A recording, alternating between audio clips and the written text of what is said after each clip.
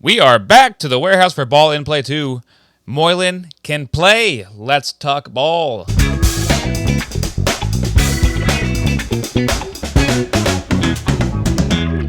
Welcome to the Blitzball Boys, a podcast about ball sports and the warehouse, but lately about ball in play. I'm your co-host, Brendan Ruppel, along with my fellow host, Peter Del Rey. Hey, Brendan, an unlikely game today. I don't think it could happen. I don't think I can hear me. Bit early in the episode for one of this? those. Yeah, bit early for one of those. But I, when you say Love Yas, you don't necessarily think When I say love yous, Uber. you say Love Yas, Love Yas. you say it back and forth. Say it. Love yous, Love Yas, love yous. Love Yas. Just for the rest of the episode. When I say love yous, you say love yous, love yous, Love yous, love yous, love yous. You don't think of an uber defensive team. You think Dalton's really good at defense, but you don't think Love Yas as a whole is this super defensive team. But We Got Ice, you do, and you saw really, I think, in my notes, because they told us on the broadcast, which made me really think, like, maybe someday this weekend, like on Saturday, if I'm not busy, I'll come back and I'll watch all the games over and calculate defensive runs saved. Not going to do that. I'm definitely not going to He's definitely going to do that. But they said 52 defensive runs saved by both teams after the first inning. That is insane. Yeah. That is beautiful. We love defensive ball. We love to get clean ball and play game. We said in our What to Watch Fors that we were, especially with Love Yas, we were wondering if they were going to play the game correctly and well. It was a crisp game of ball. It was a crisp game of ball. Peter Moylan showed up. You kind of talked about it, I think, when you made Moylan could play ball. That was me talking about it. Yeah, he can. He can play ball. Also, my What to Watch For can Moylan play ball? Confirmed. Can Moylan play ball? You can. He can. All He was right, scared. put it in the book. He was spooked. He didn't look like it well. But we could talk about this for a while, huh? Before we getting sidetracked before the burn. We love a defensive game, but we also love a burn. Go, Brendan, go. It's Love Yas versus We Got Ice, with many new faces on these clubs, but one is actually quite old. Pizza Moylan is boiling with his hot start on the mound. All We Got Ice is able to do is put up a Kobe, but they hold Love Yas to a LeBron. Like my Crocs in sport mode, the game is basically tied, 23-24. We Got Ice is up to bat, and their offense is like a person who has had a lot of coffee. Too many ones. Love Yas needs 27 to win, and like a teenage boy, they finish the job quickly and easily. Love Yas wins 52-49. Interesting. You associate Kobe with 24 more than 8? Yes. More recent, I think. Yes. Yeah, more recent for sure. It's the one he wore when he died. Come on. It was. You think he was dressed in his uniform? Definitely. Oh, Brendan. All right, we got to start the whole episode over again. No, I really liked that. Interesting you went with it was LeBron a basketball team instead of Michael Jordan. But okay. That's definitely a choice. The kids today know Bronny more than... Well, Bronny's actually a real person. They know LeBron more than they know... also a different person. Have you ever seen... Michael Jordan, I think. Michael Jordan? Have you ever seen the meme of the whole... It was like a newspaper header where it goes, oh, LeBron James Jr. will not wear number 23 or 6 because he doesn't want to be associated... He doesn't want people to know that LeBron is his father. And somebody tweeted out, and they go, now and at power forward, LeBron James Jr. And they goes, hey, yo, who that is? It makes me laugh every time. But we're not talking about LeBron James Jr. We're not talking about Bronny. We're not talking about LeBron James Sr. We're not even talking about LeBron James That's III. for next episode. That's for next year's episode. On this day. Mm-hmm. Don't forget. I see clearly. Like I said, I was fully expecting We Got Ice to come out and dominate this. I didn't realize this, Brendan, that this was Love Ya's first ever non-blitzball win. Oh shit! Did you know that? No. Oh, you know what? They said mentioned that at the beginning of the game, and I didn't Yeah. put two And then they together mentioned afterwards. it a bunch during the post game. So I was like, that's kind of insane. But then you think about it a little bit. They're bad They at weren't in floorball. slap ball, awful at floorball. They were part of Forgotten Rotten during Floorball 1. Mm. You know? And then Ooh. last year, ball and play All in play, not also great. bad. Also bad. Yeah. Who was their pro last time? Calvin? No. Mm-hmm. No. It was Rusty was their pro last time. Oh, Rusty, the cheater. Hey. he wouldn't be cheating in this one. No, yeah, it kind of sucks for him because he got Legal. so much shit for it, and now it's Yeah. legal. Yeah. Yeah, tough. But let's start it off. New look Love Yas. You look Love Yas. Moylan on the bump. How do you like Moylan in the Love Yas? I love it. Oh my God, Looks great. Moylan is so good. Moylan, let me read this for you real quick. Moylan's overs. He bowled the first over, the third over. He gave up 7 runs and 4 runs in those 2 overs. Obviously, ending with a bang with the magic hole tipped off of Muhammad's bat into the magic hole. Then he bowled the second over in the second inning. So, and in that one, he had 6 runs. So you're looking at a 7, a 4, and a 6. I was looking at his stats when I was writing the burn. And I was like, I wonder how. I remember him being pretty good because, like, obviously, We Got Ice didn't score a ton of runs overall in this game. His economy is 5.67 after bowling 3 overs. He didn't just like bowl one really good over. That's crazy. That's really, really good. That's I think maybe the best economy for someone who's thrown that much. It is unreal. If you take a look, I've now, after everybody's played a game, I've sorted all of the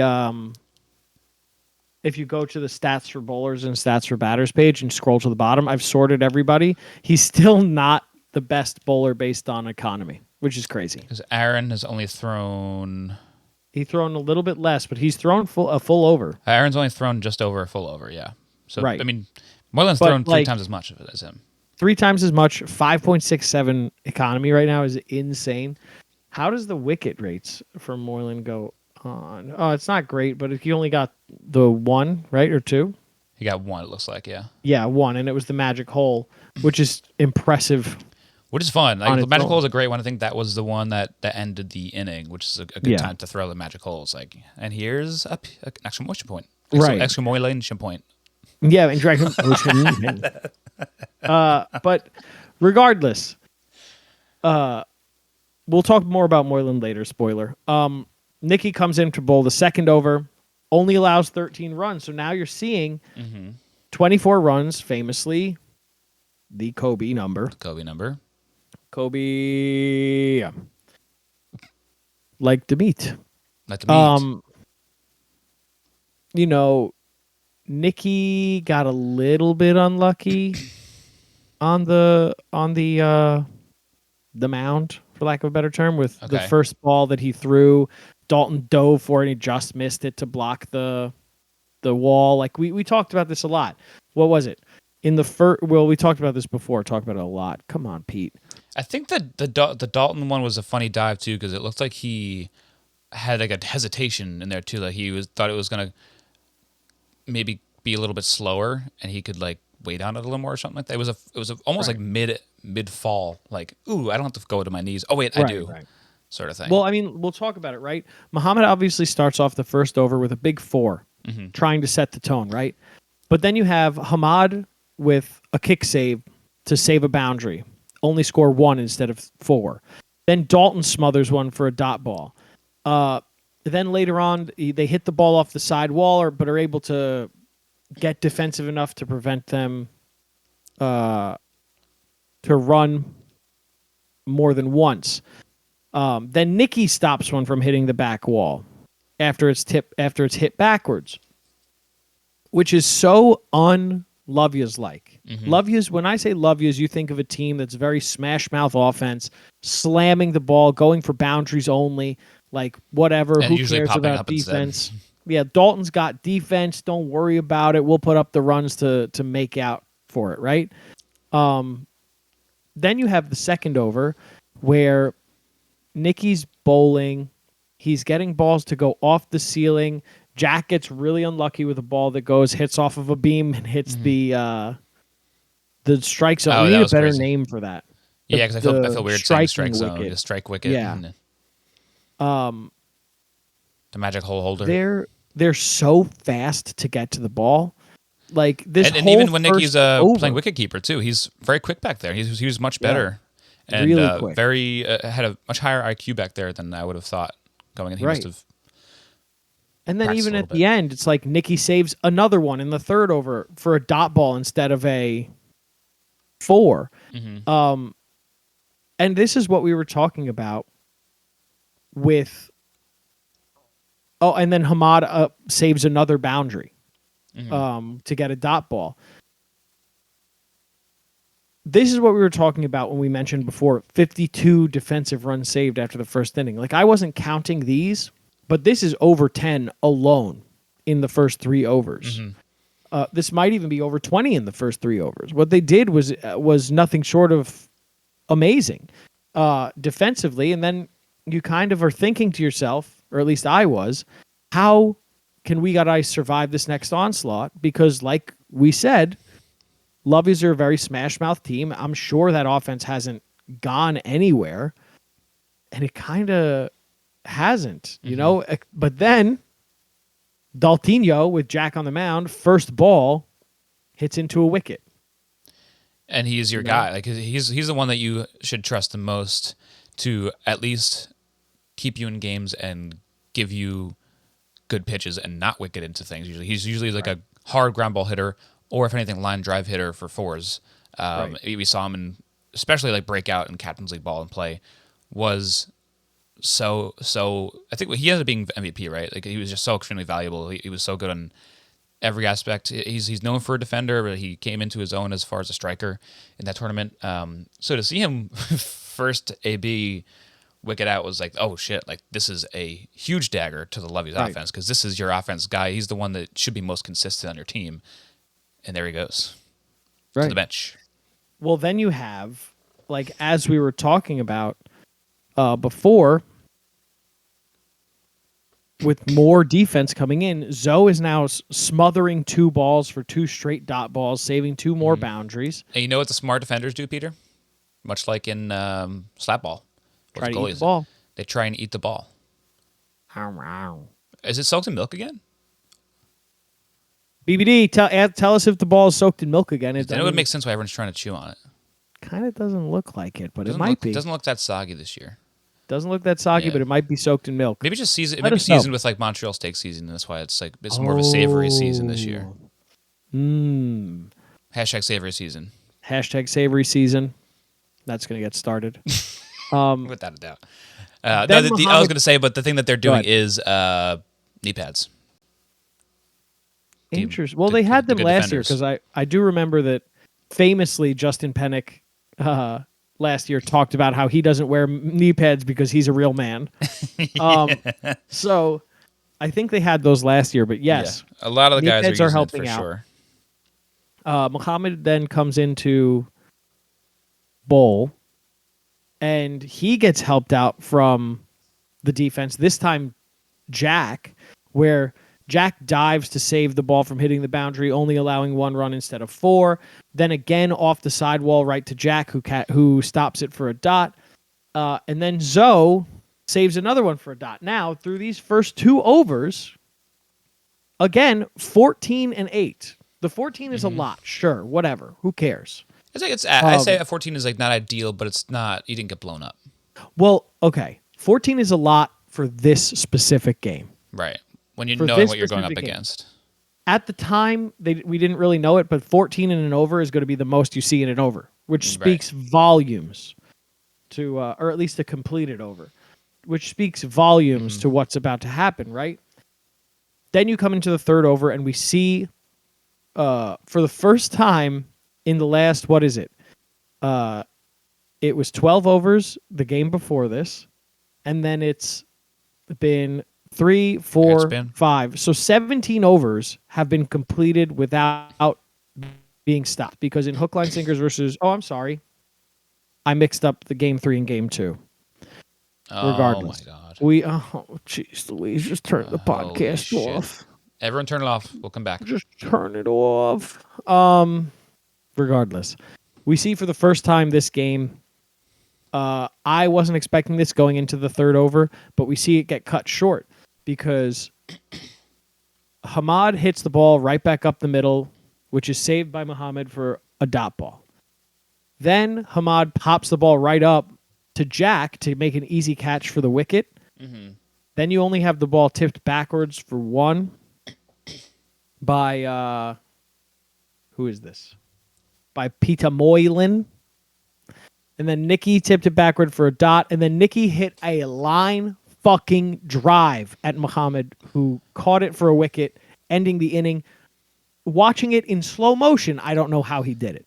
It was unbelievable. Jack's throwing, bowling, and he struggles to get out of the way. It was hit so hard. And Muhammad is not far behind him. He's playing right behind against the wall. Where the mound is placed is not that much further away from the wall. So for him to just stick his hands out there and grab it, looking like seemingly kind of easily. You see in the replay, it's a kind of a funky catch. Like he catches it in like the webbing of his fingers in a weird way. It just looks like it gets stuck in there. It was really weird. I don't know how he did it. Yeah. I don't know how he did it. It was crazy. And then you see that the first inning ends 23-24, effectively turning this into a one-inning game. This is something we've said before during this tournament. Effectively turn this into a LeBron versus Kobe. LeBron James versus Kobe Bryant. Sounds like epic rap battles of history. Let's get one of those. Doesn't it? That's a good battle. Versus. Jack.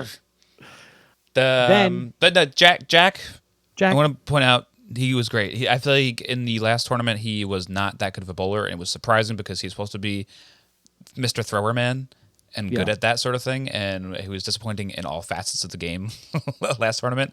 So good to see. So far, at least one half of his game is looking good. Well, the new pitching rules or bowling rules definitely they help him a ton, makes him feel more comfortable. Probably a ton. His fielding looked good. He was very competent out there in the field in general too. Yep. But he looks Brendy, good.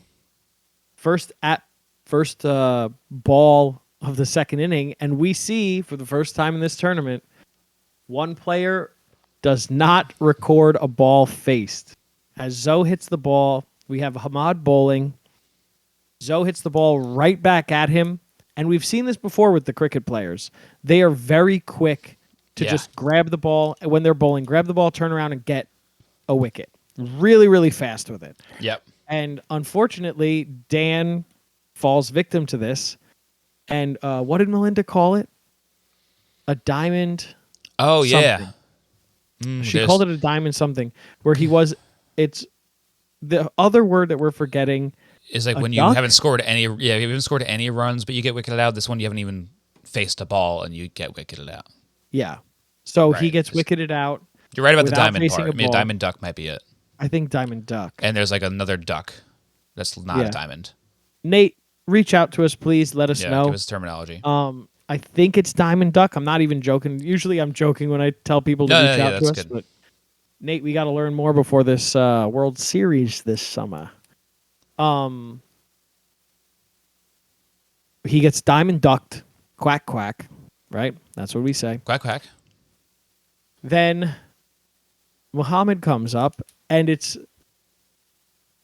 absolutely insane because then he tips the ball back into the magic hole. Now Muhammad has gotten out via magic hole twice in this game. Once by Moylan throwing it in, and once by Hamad making him tip it in. And then Hamad, this is how you know that him and Muhammad are so good. Friends, is because he just runs up, he's like, runs up and he points in his face and laughs. Let's say I've played sports my whole life. The only time I ever feel comfortable doing that is if the person who I'm doing it to, I know is my friend. You would have done that to me, and I would have done that to you. Absolutely. Without a doubt. So absolutely. That's cool to see the camaraderie there. So like that was very that was fun to see. They're all, of course, like we always they talk about it on the broadcast too. How much they, I think maybe even Jimmy said it at the start of the game or in a podcast recently. How, and they talk about it all the time, of course, but they love playing this game and they take it way too seriously. But this is one of the moments where they break through the competitiveness and like we're playing a funny game.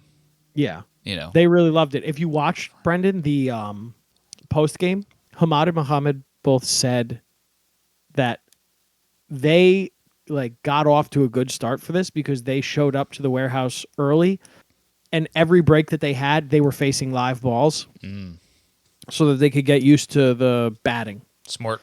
So it was Okay, good to that's know. why these two, because they were pretty much like in the pregame, which was the post game to Hookline versus Woogas. They were talking about like, well, we can't be worse than Father Shea, which Every cricketer has said that. they were. They're so dunking glad on that him. he was the cockiest and sucked the most. Oh my God, it was So funny. hysterical. I think Shea is going to pick it back up, but Oh, yeah. my goodness, right now he deserves the ribs. Yeah. But like, I feel like weird because usually we talk about all the offense in this. I want to talk about the defense again because now you have Nikki saving yet another boundary by just getting a fat mitt out there and stopping the ball that was going to be running by him, Yeah. which was awesome. Because there's, we have 1-6 in this over. Everything else is a 1. Which also says something to the fact that these guys are blocking the balls from being boundaries and runs are still being scored on them is pretty impressive. Yeah. Yeah. For the runners, it's like, Right, it's good. aggression in the running, but it's also like knowing when to run and when not to run because we only saw the one run out, I believe, in this game. Everything else Right. was pop out or magic hole. They're not like running into outs or running stupidly. They're not running like the Rays, doing baseball right now. They're not just like going willy-nilly. There is thought behind it. Like, well, if we're not going to hit 4s and 6s, we need to like scrape something across right now. Right. So it's And smart. then up the bowl again in this second over, Peter Moylan. We already talked about this, gets 6 runs to be scored on him. But in addition to that, we have Dalton who smothers a ball for a dot. And I know that like this doesn't count, but it has to be talked about. Jack popped one off the ceiling that Hamad grabbed with one hand. That would have been the 3rd wicket. It would have been so cool. He grabbed it with one hand to get the wicket. I already had everything typed out, all the stats entered, and then they're like, oh no, they're calling it back. He went 41 or he went however fast he did. And then Jack hit a 4 off of it, which is huge for Jack, but like, it was such a cool catch. The catch that never was.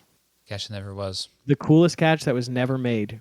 So that was the fast pitch, right? And Yes. at that point, I was like, uh-oh. This game is really over now. Well, I believe at the time of the fast pitch, Yeah, what was the it was score? only, they were up by 1 at that point. 1, 7, 8, 9, 10, 11, 15. Oh, no. 11. They were up by 11 at that point. Okay. So they were able to make it a little bit more of a game, but still we'll find out that it was relatively easy for Love Yas to come back and win. I mean, then you have Nikki who comes in, who it's up the middle for a 4, and then a no ball that hits Zoe. And you saw Zoe, which is interesting, and this is to be noted.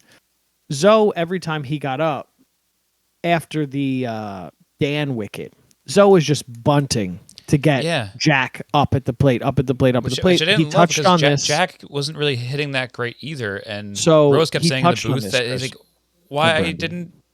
Well, from the point of view of watching the game, Rose is saying I'll this let to you know everyone what he too. It's said. like, why isn't Zoe hitting? Like he's good at hitting. He's a good hitter.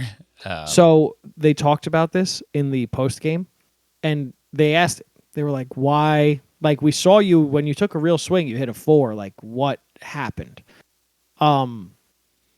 He said he has had a history of pop-ups, and he said they were already at, like, he didn't want to get a third wicket super early, but Muhammad jumped in, easier to say. Yeah. And they were calling him that too. Mo jumped in and was like, "Hey, just fucking take a hack, bud." And I think was that it on filled screen me with too? confidence. I think it was. Yeah. It filled him with confidence. He took a hack. He had 2 boundaries in what, 6 pitches, but it was like he also got 1, 2, 3, 4 dots with Nicky smothering one, Peter Moylan playing wicketkeeper smothering one.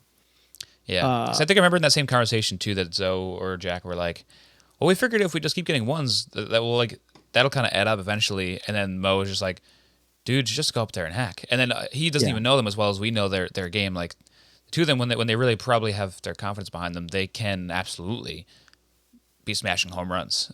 So I'm glad that he, as of like a sort of cricket captain on this team, is able to instill some confidence moving forward for these guys. So that's good. But then the top of the second ends, we got ice leading 49-23, and then you got to think to yourself, is a 26-run lead enough? And we know the answer now. Right. I think that what we saw from the rest of the tournament is you got to be hoping that your non-striker is up, which we learned Love Yas don't really have. Right. And your pro is struggling, which we learned Love Yas pro is not struggling. I mean, how much did Hamad have at the end of this game? 36 runs, highest in the game, just from him.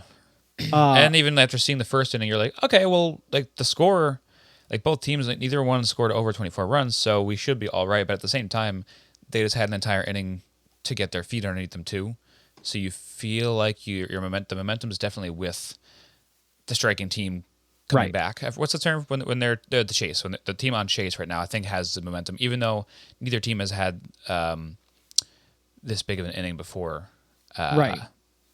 It seems very possible, very much in reach. I mean, at this point of the game, the average runs per over for the tournament, not for this game, we talked about it. This game is an outlier with the overs having very low runs, is 13.5 runs per over. Okay. So you even just look at that, 13.5 plus 13.5 is 27. And that gives them the win, right? Mm-hmm. So it's not looking good for We Got Ice. They're going to need a miracle, which is entirely possible. It was entirely possible. Jack is bowling. He lets up 13 in the first over, which is, like we said, that was about average.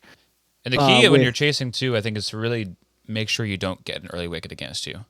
Right. Because that relieves so much, that gives you so much pressure. But if you don't allow one to yourself, there's really you're kind of swinging free. And I'm glad you say that, because there almost was one on the man who made the difference in the end, where Hamad starts with a 4, and then Hamad hits one off the ceiling into Zoe's hands, but he can't rein it in, drops it. Not only doesn't give Love Yas a wicket, also keeps Hamad in the game. And, after this, you see Jack getting a couple dot balls, Dalton hitting a couple boundaries. And then in the second over, it's 4 straight balls to Hamad, where he gets a 6, and then to end the game, he just scoops it on backwards. And it's such a cool way to win. Such a cool way to win. It seemed like the ball was going 20 miles an hour. He just stepped over and was like, there you go. Easy peasy. Game over. Love Yas win 52-49. Beautiful. Yeah, it was very cool. It's just like a cocky way to finish. Just like, I'm just going to put it right over there. So cool, though. Yeah, awesome. So cool. It probably, if I had play of the game, it might have been my play of the game. Honestly, I was thinking about it. This game had so many play of the game contenders. Like, I would say, if we were to do like a top 5 plays of the tournament, I'd be pretty confident to this point that 3 of them would come from this game. Okay. I think. Yeah, I can see that. But do you have anything else to say about the game, or can we get into it? Let's get into it, my man. Player of the game. Player of the game. You know who it is. It's Peter Moylan. It's fucking Peter Moylan. It's fucking Peter Moylan. He was insane. When you are able to get up there, admittedly not played cricket since you were 8 years old, playing in the backyard, and you're able to step in, remember how to pitch. I believe that he said to Kelsey at one point, she asked him, like, hey, you did a good job. How was that? And he was like, yeah, this ball's way better to throw than a blitz He's like, ball. oh, Blitz this ball's this so feels hard. great. Yeah. 3 straight overs of less than 10 runs allowed is insane. It's unheard Pretty of. damn good. I mean, we talked about it before. Aaron has a better economy than he does right now, but he's pitched less than half the amount of, or he's bowled less than half the amount of overs that Peter Moylan did. Mm-hmm. And he really helped the team limit runs, and that's all you could do as a bowler Yeah. is limit runs, limit runs, limit runs. 8 dot balls is insane. Yeah, is 8 dot balls 9 to hits 1 allowed. no ball. Like if you're gonna do like K's to walks, 8 to 1 no balls to dots.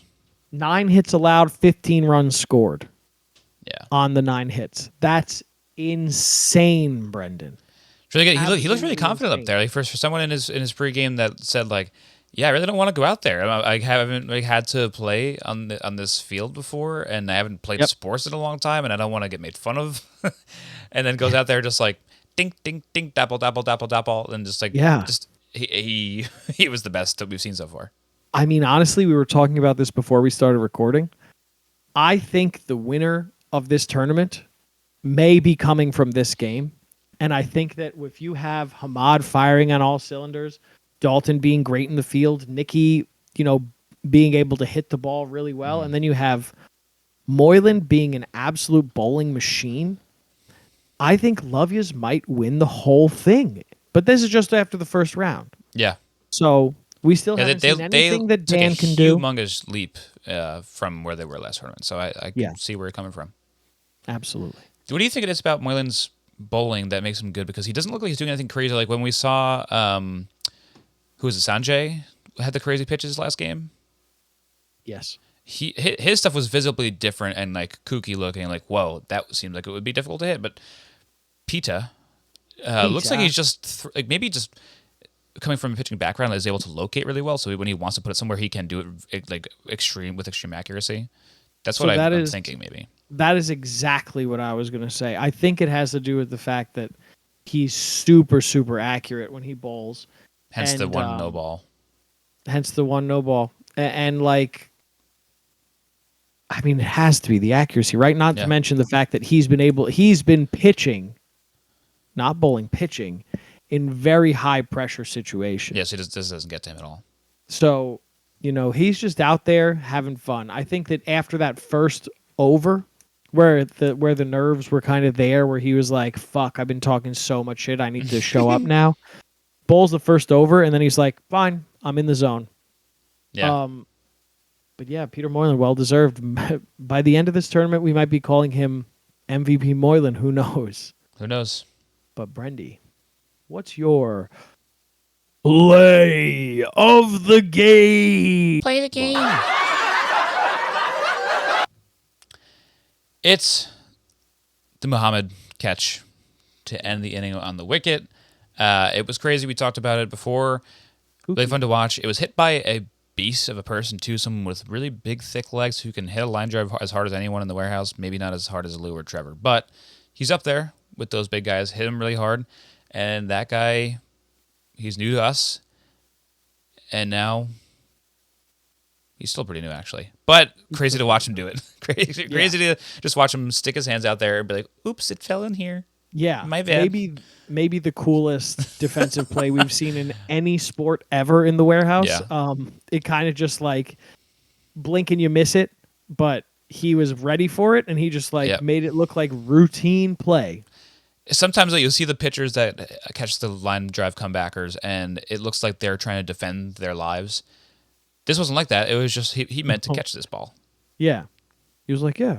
Why wouldn't I catch it? Of course, it came to me. I'm going to catch it. Right in front of me. Yeah. It got tangled up in his long fingers. Yeah. That's one of the top 3, I think, for me as well.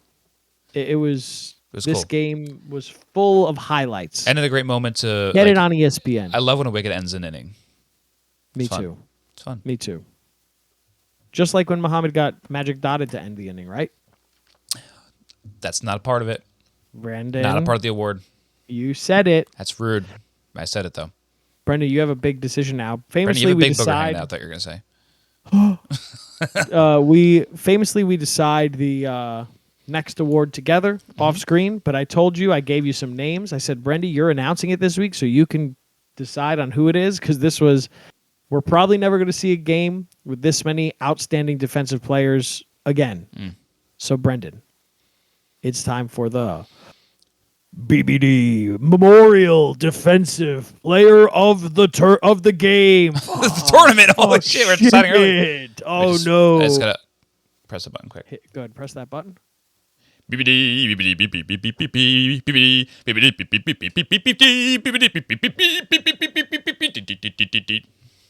think the only thing that would make that funnier is if you go boop before you do it. Like make the noise like you're pressing a button. I did press a button, and it made that noise I just made. Oh, I just gave it up. Quick, we could still delete the podcast. I think people are going to ask for that. They're going to request it. I noticed you guys skipped game 4. Hey, I listened to the whole episode. Can you delete that like you said you would? Notice it's still here. Can you guys stop, please? I'll keep listening, though. I'll keep listening. The defensive player of the game. The BBD Memorial Defensive player of the game. I want to give it to someone we didn't talk about off screen. The more we talked about it, I feel like I'm leaning Nicky Cass. Oh, I like it. I do like it. I was really impressed with his wicket keeping. I'm not going to lie to you. One of the reasons that I highlighted every time runs were saved was to help you make this decision. Oh, yeah. So off screen, Brennan and I talked about it, and we had a discussion of whether it should be Hamad or Muhammad. We moved away from Muhammad because he was the defensive play of the game. So I really thought you were going to go with Hamad here. Yeah. And with Nicky, I mean, he was really good behind the wickets. He's very quick. I like him back there, especially even if he didn't have the best game, which he had a solid game. He's really quick on his feet. He's low to the ground because he's a short king. He's got good hands. He's a baseball player. I think he is the kind of person you don't know if he's a short king. He could be crouching. He's crouching down real low then.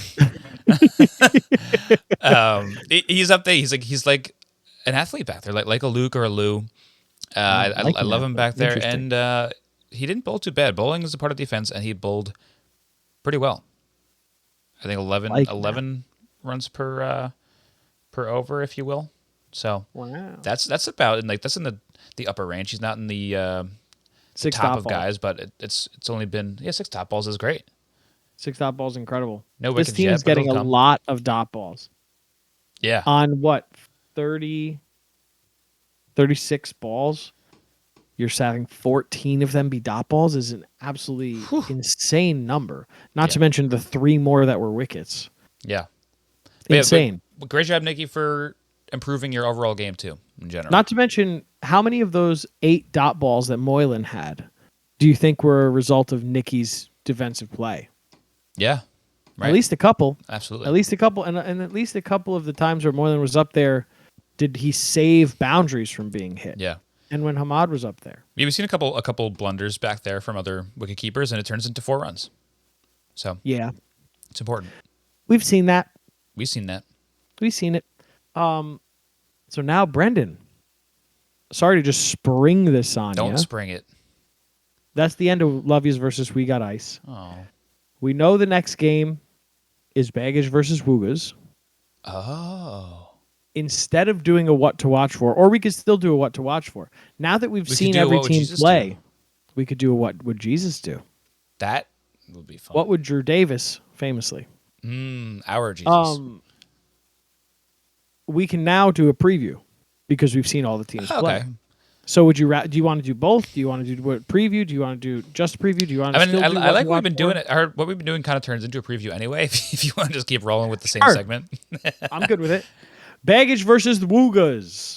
What to watch for? Peter Del Rey's pick. I think something to watch for is Baggage's comeback. I think that Shea obviously is going to be embarrassed by what happened, right? Right now, I think if I go to look at the stats for strikers, Shea he's in 31st place for runs scored off of balls faced only because Dan got diamond ducked. Yes. That's the only reason why. he has .5 runs per balls faced. If you count no balls, he still has .5, and he's still in 31st out of 32. I think that as a professional, this is going to light a fire under him to get a little bit better. Not to mention Jimmy, after an amazing captain's league, I could see him itching to get back and be like, hey, we are They're supposed to a be powerhouse fantastic. here. Yeah. And we will. Because, Jake had a great captain's league, too. Rob famously was the regular season MVP. Right. Like, there's no reason why this team should continue to lose. They 3 just guys came from a up great against team plus a Lou. cricketer. So, yeah, should be great. Right. So that's my what to watch for. Baggage's redemption game. Mostly Father Shea. Yeah. Okay. On the other side of things, I'll give you someone from Wooga's being Sanjay. Oh. He had a great start to the first game he played. Then the other team, Jay, he actually knew all along, but neglected to tell his teammates until the second inning about the tipping that Sanjay was doing with his pitches. So I wonder, being Sanjay, knowing that everyone has your tell, do you adjust? I think he said in his post game that he was going to try and figure something out to cover it up a little bit more. So we'll see if Jimmy and the squad is going to be actively seeking out what Sanjay is doing, and if he isn't able to cover up, I could fully see Baggage just destroying this guy with his big looping curves. But if he's able to cover it up a little bit, his weird two-seam sinker thing might fuck them up a little bit. So he's either going to get blown up or be awesome like he was in his first couple overs. If anybody's going to find a tip in this warehouse, it's going to be Jimmy. Right. They're really going to be actively Jimmy seeking it out. O'Brien. Like, he's really going to be watching. Now that he knows that there's a tip on Sanjay, he's going to be watching him like a hawk. Absolutely. Like a hawk. It's going to be unreal. Look for, my guess in this next game, look for Jake and Shay to start. I think knowing Jimmy, he's going to want to get Shay some more reps as striker. And so then you think on Jimmy's the going to other be side, the fourth guy up? Be like the guy that hits ground ball, like we were talking about the BBD. He'll be like the keep the wickets off the board guy. BBD called us a dummy, by the way. BBD called us a dummy. I think he said hot dummies, though, didn't he? No, I don't think he did. I think you heard that. BBD called us dumb, outing him. BBD's a bully. BBD's not a bully. He's a very big good bully, guy. David. He's a good guy. We're just joking. I'm just joking. I'm just joking. I think Jimmy and Luke start for Woogas. Keep that the same. I think they may want to get Sanjay some more looks because if this is like other tournaments, this is their last regular season game. So if you're going to lose now, like my thought process always is like you always want to win, but to win the whole thing, you got to go through everybody anyways. Like maybe you're making it a little harder on yourself if you go 0-2. But like Sanjay needs to be seeing balls and seeing how the balls are hit in the warehouse in a game setting. Yeah. So if that costs you the game, hey, and helps you out in the playoffs, hey, that's good. Yeah. Me and Peter famously don't believe in seeding in the warehouse games tournaments. So, the warehouse games usually are relatively. They try to evenly match them as best they can. A lot of times, I think maybe the biggest discrepancy has been like floorball, but just because of people calling out like last minute. But they always try to, on paper, make these teams pretty damn even. So if you go 0-2 just so you can get reps for one of your guys that hasn't been here that long, I think that's more valuable than maybe going 1-1 and having one of your guys end up being in the playoffs only having like a couple balls faced. Right. So watch for it. I predict this game to be a Baggage victory. I think that John Boy doesn't want to let another opportunity slide by him. He's going to be looking for blood. So I predict Baggage to win. I agree. All right. Expert analysis from Brendan Ruppel. I think this is the third time on this podcast where I've said something expecting you to give analysis as well, and you've just been like, yep, that's good. That's good. I don't really care that much. Sure, whatever you said. I didn't hear it, but I like what you said. I have music playing in my headphones. Oh, shit, I can't believe you found out. Brendan, what should people be drinking? Drink Subtle Tea is a drink made by me. You can find it anywhere you can log into your internet browsers. Subtlety.com. You use code Happy Boys for $2 off your order. You can find the Happy Boys podcast wherever you find your podcasts. That might be Apple. It might be Spotify. Spoofify. Might be Spoofify. Might be Apple. Might be Spotify. Might be Spoofify. Oop. Oh, he's broken. You want to keep going, or are you just going to keep going on this loop? When I say love yous, you say Love yas. Love yas. love yous. Love yas. Love yous.